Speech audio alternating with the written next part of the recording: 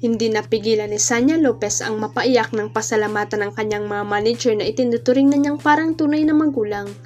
Mula noon hanggang ngayon daw ay napakasulit at napakasaya pa rin ang pagsasama nila ng dalawa niyang manager na sina Frank Melyari at Alvin Fortuno. Napakarami ng inarap na pagsubok ng kapuso aktres sa kanyang personal life at showbiz career at nakasama raw niya ang kanyang mga manager sa pagkikipaglaban sa buhay. Tumatanaw din siya ng napakalaking utang na loob sa mga ito na naging tagapagtanggol niya sa pang-aapi at panghuhusga sa kanya lalo noong nagsisimula pa lang siya sa showbiz. Kaya importante sa akin ang support system ko, yung mga manager ko na nandyan palagi sa akin.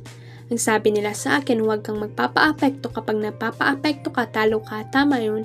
So gawin mo siyang instrumento para mas galingan pa ng sarili mo, ang pahayag ni Sanya sa panayam ng GMA.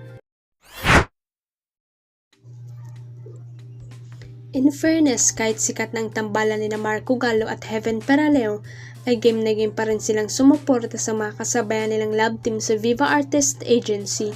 Ilang beses nang bumida sa mga projects ng Viva Entertainment ang Marvin Love Team, pero talagang naglaan pa rin sila ng panahon para magbigay suporta sa love team ni Gab Lagman at Hyacinth Calado.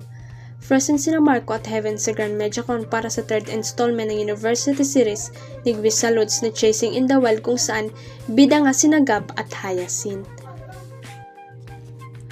Bukod kina Marco at Heaven, dumalo rin sa Mediacon ang iba pa nilang kasamaan sa first and second installment na The Rain in Spana at Safe Skies Archer. Wala raw issue sa Marvin kung support man sila ngayon sa Chasing in the Wild. Sabi ni Marco, alam naman naming lahat that everyone was gonna have their books.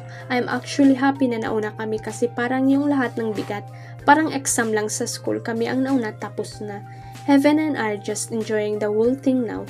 It's less stressful because we have less lines to take care of on set and we have our own thing going. Like this feel like a recap, sabi pa ni Marco. Huwag kalimutang i-click ang subscribe button at i-ring ang notification bell para sa latest at legit chika updates.